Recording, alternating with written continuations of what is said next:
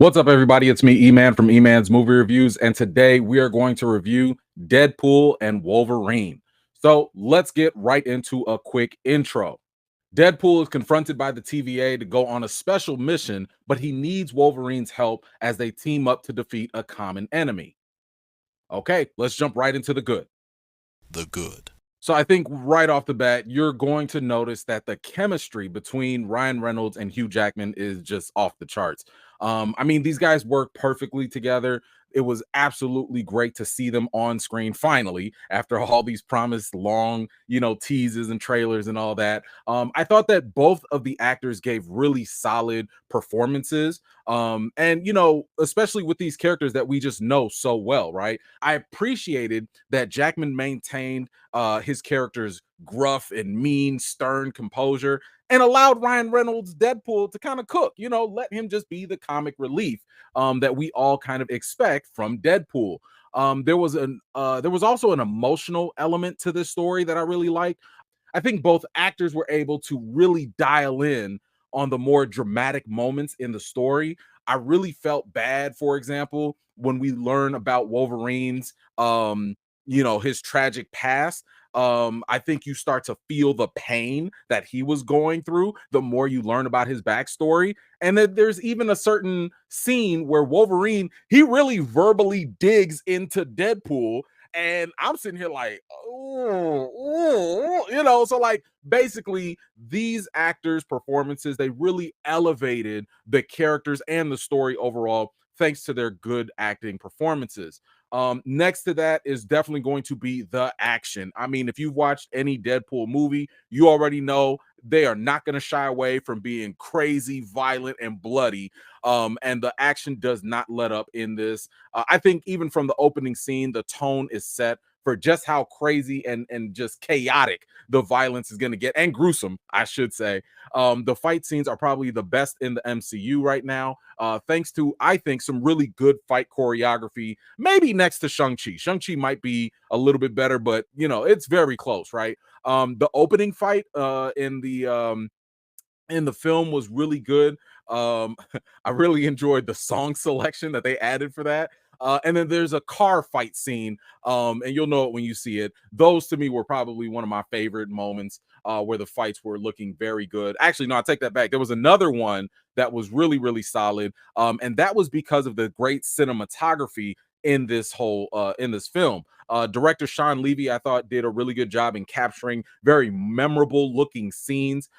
For example, you'll see a very interesting side panel, almost like a 2D shot, that happens where like there's fights going on as the camera is just scrolling by. Kind of gives you a Streets of Rage type of feel to it. And I thought that was really cool because it reminded me of something similar to the Daredevil hallway scene. I'm not saying it's as good, I'm saying it's very similar, but from a different perspective. And also, I thought the slow motion that was used here, oh my gosh, like you actually can appreciate the slow motion because it was done with purpose and it made sense. So they did a very good job with it, and it wasn't like just over the top, or anything crazy.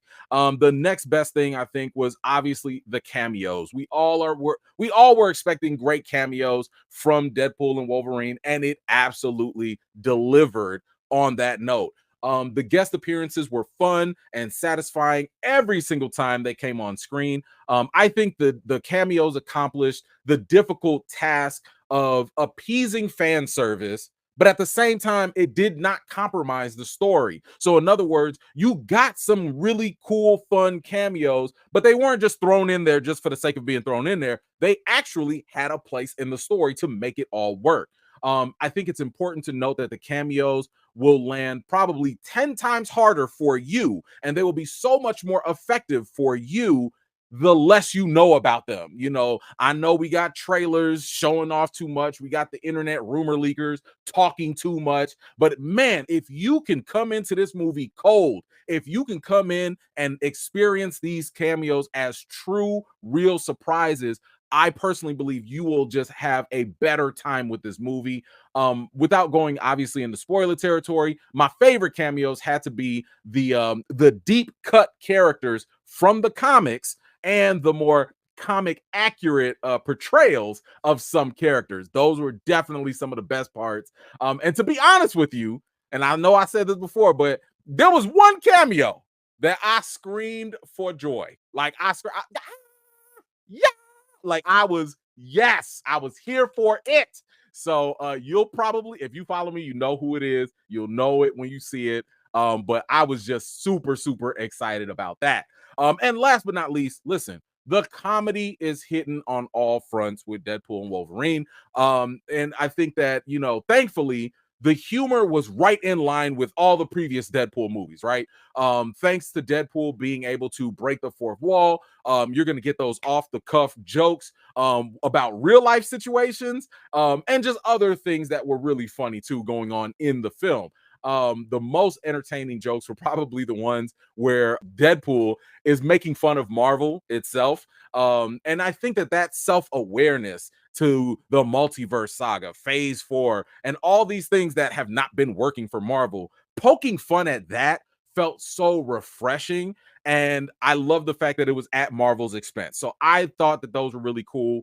A lot of the jokes I think will be received very well by Marvel fans.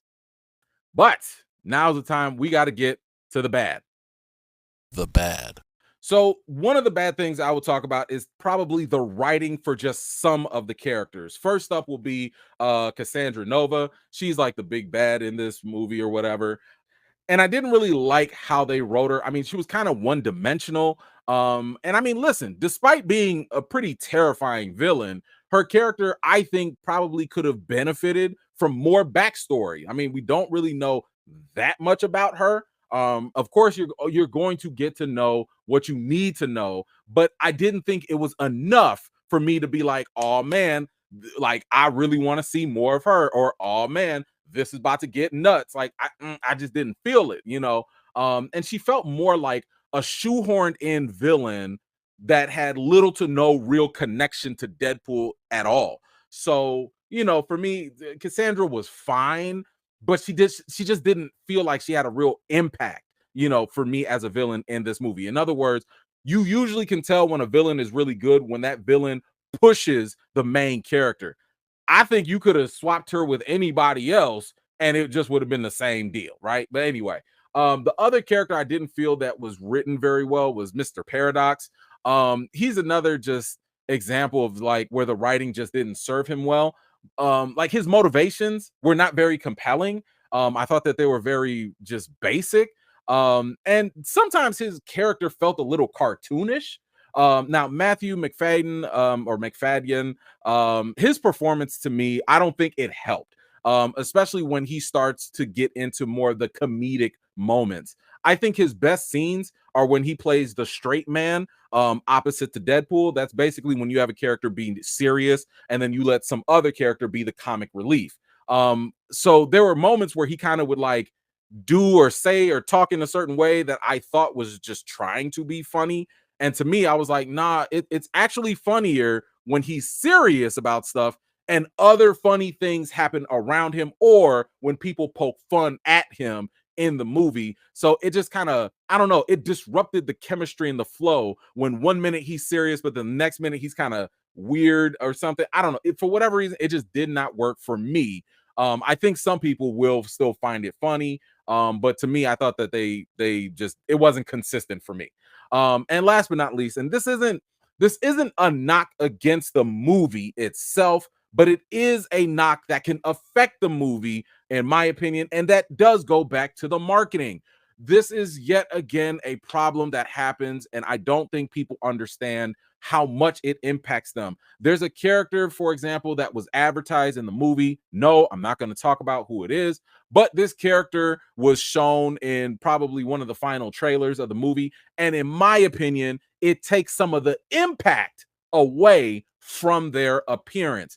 For example, when you watch the movie and you know what character I'm going to be talking about, that character is set up in the movie in a way that's supposed to make their arrival feel like a real surprise. So in other words, if you don't know this character is going to be in the movie is going to be like, yo, who's that? Whoa, what are they doing? Whoa, who is? And then, you know, the camera pans and shows you this character and you're like, yo, I mean, but if you know, because you watched the trailers, because Marvel spoiled it, it's gonna take away some of that impact. So,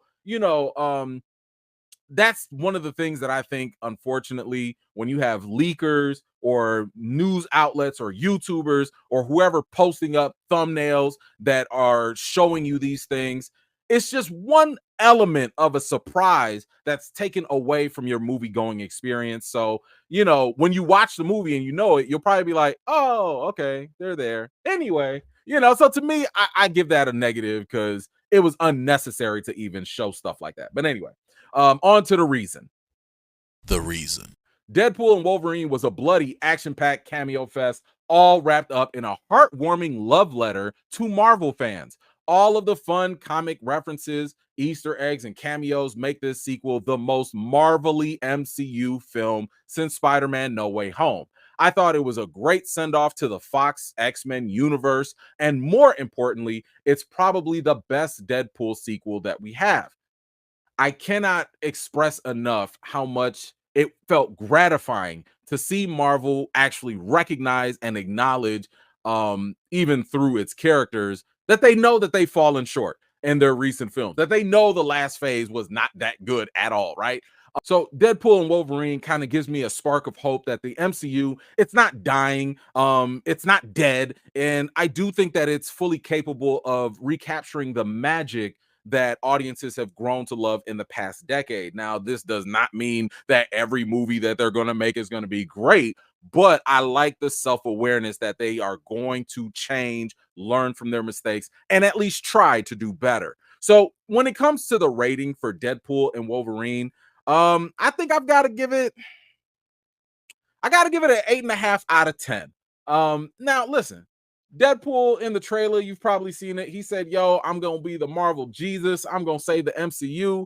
I mean, as for saving the MCU, I think that depends on your definition of what that means. If it means breaking the trend of disappointing MCU movies with finally a good movie, then yes, this film does give the MCU a little adrenaline boost, a little shot of energy. But if you think saving the MCU means bringing a clearer sense of direction for the MCU, then no, this movie did not accomplish that. I mean, listen, at the end of this movie, I still don't know where the MCU is going. I don't know what we're doing. Kevin Feige, the head of Marvel, whatever, he sat here and said, if Infinity War is a 9 and Endgame is a 10, then Deadpool and Wolverine is an 8 in terms of the impact on the MCU. I don't see it. Now, I'm not saying it's not there. I'm saying it's not clear to me. So look, either way, Deadpool and Wolverine is a very good sequel. I think it felt more like a standalone Deadpool film than any type of pre-Avengers 5 setup. So if you're looking for some big crazy setup for event, this ain't it. That's not it. So keep your expectations in check. This is a Deadpool sequel, and that's it. And that's okay. That's okay. I do believe that there's a lot of rewatch value and a lot of laughs to be had. There's only one post-credit scene, and just so you know, listen, it's pretty much just a joke from earlier in the movie. So again, if you're looking for something like, oh man, we're gonna get some crazy setup for late, that's not what that is. That's not what it's just one little, joke or whatever, and then that's it. So anyway, listen, if you plan on watching Deadpool and Wolverine, if and when you do, come on back to this video and let me know what did you think about it in the comments down below. I want to thank you so much for taking the time to watch my video. I really appreciate it. If you're new here and you like what you see, don't forget to like this video, subscribe, and don't forget to hit that bell so you don't miss out the next time I drop a video. I've got more videos and reviews to do for you all, and until next time, I'll see you all later.